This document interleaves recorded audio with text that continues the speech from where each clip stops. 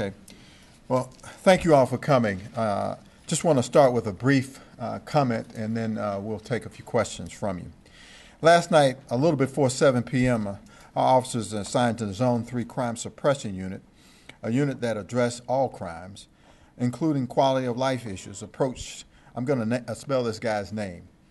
Actually, it's Y-U-R-I-C. Middle initial is J. Last name U-S-S-E-Y. We stopped that individual at 585 McDaniel Street, who was walking in the middle of the street. After the two officers approached him, Mr. Uris immediately began to run. During this foot pursuit, the subject was then seen with a handgun. Witnesses on the scene informed investigators that they saw the suspect armed with a firearm and heard the officer yell, "He has a gun." During the course of the initial investigation, it has been determined that the subject pointed the firearm at both officers, which caused them to shoot at the subject. The subject was shot in an undetermined number of times, and after that, the two officers have been placed on administrative leave pending the investigation. I've been told he is currently out of surgery and in stable condition. He's been detained on the following charges: 2 counts of aggravated assault against a police officer, 2 counts of obstruction of a law enforcement officer, possession of a firearm during the commission of a felon, possession of a firearm of a first offending probationer, carrying a weapon without a license, and 2 counts of law enforcement officer misdemeanor obstruction. Really quickly, last year, the city of Atlanta, our police department investigated 9 officer-involved shootings. This is our first officer-involved shooting of the year. So I'll take a few questions from you, and we can clarify any information that you might want to ask us. Well, yes. What was he on probation for? Do you know what he was on probation for? Was it the theft? Chief, We're not sure. We'll get that information to you. And Chief, his age? His age was 22. He's 22 years of age. You said he pointed the gun. Did he fire it in any way? Well, we're still working the investigation. It was clear that there was a round that was stove-topped in the round, so that would suggest that he did fire the weapon. We are still working that to determine that.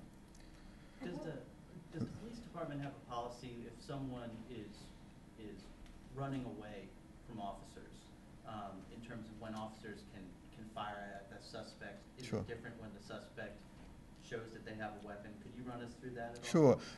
The Supreme Court is clear on when and how we can utilize force. If our officers are defending themselves or a third person, that an individual is aggressively coming at them and that they can receive immediate threat from that person, then they have the right to utilize force. Now, in this particular case, the officer felt threatened by the actual presence of the weapon, and he returned fire, or he shot at the officer. We don't know the sequence at this time. Chief, can you talk about how even before this man would have aimed his weapon at officers, the moment that officers became aware from witnesses that this man who was running has a gun, tell me what they were compelled to do at that time? Well, they were compelled, obviously, to stop the individual. It was determined later on, of course, that the weapon was stolen out of Atlanta back in April of last year. And so obviously that was the reason that the individual ran. But our officers have a responsibility to the citizens that we protect to take that weapon off the street if the person was running away from that encounter with a weapon. What's the APD's policy about pursuing someone who simply runs away from them? Well, our policy is clear. If there's a legitimate reason for a stop and a person has the obligation to obey the officer's orders, and if an officer has a legitimate, probable cause reason for stopping that person, then he can pursue that individual on foot. And the probable cause in this case was him walking in the street? walking in the street in a very highly congested location in an area that we've had multiple accidents in the area. Was it in Brady? I'm sorry, repeat What that. street was it he was walking on again? Was it McDaniel or was it? McDaniel. He was actually on. He was actually on McDaniel in a 4 or 5 lane highway. So he was obstructing traffic? He was walking in the middle of the street. I don't know what the encounter, what the officers believed that he was doing. I know that he was in the middle of the street unlawfully. Can you talk to us about the status of body cameras for APD? Sure. That's a great question. We have our cameras that are in the process of going through procurement. Our hope is that we'll have body cameras on all of our officers, 1,000 of our officers, before the close of the second term of this year, which will be about June, before June ends. What's going to be the policy with those cameras? Is that video going to be available to the public after? We are still working that. We have not completed our policy concerning that because we have not selected a vendor for the actual body cameras. And so once that's completed, we will release that to the media on what our policies will be, how long we'll keep the data, as well as what will our release policies be concerning visual information. What is your attorney's interpretation of the Open Records Act regarding that video? I'll have to get you with the attorneys to talk about that I one. mean, would the policy be in line with the Open Records Act? Absolutely, it will be.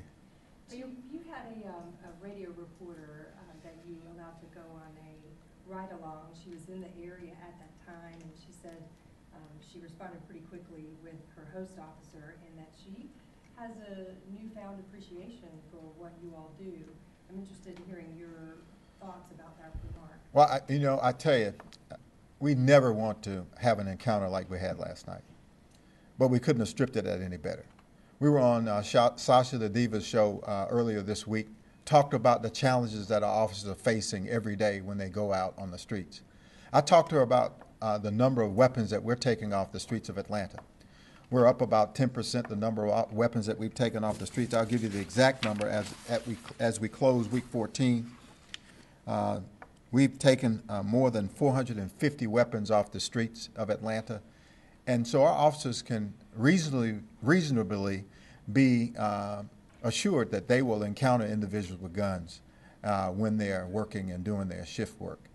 And so I really wanted to talked to Sasha really around the human beings that these folk are that are riding our patrol cars and patrolling our streets.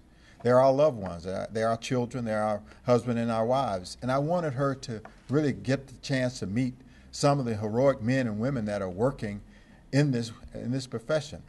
And I think she went away with a different perspective on what she perceived earlier. For clarity's purpose, when you say 450 weapons off the street, are those firearms and knives? No, those are all firearms. All firearms. That's correct. This year? That's this calendar year.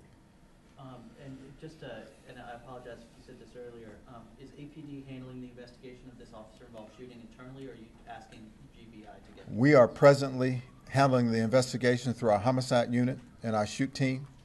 And if any additional information that come up will suggest us that we should release this investigation to the GBI, we will do that at that time. That's our policy. That's the way we've handled our business thus far. What about information on the police officers? Well, I will get you the names, but I'll tell you there were 2 officers, one white male officer and one Hispanic officer who encountered the individual that was working.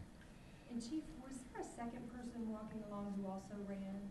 That exactly correct. There was a independent eyewitness that talked about what he saw, and so we have that in the visual statement also. Last question.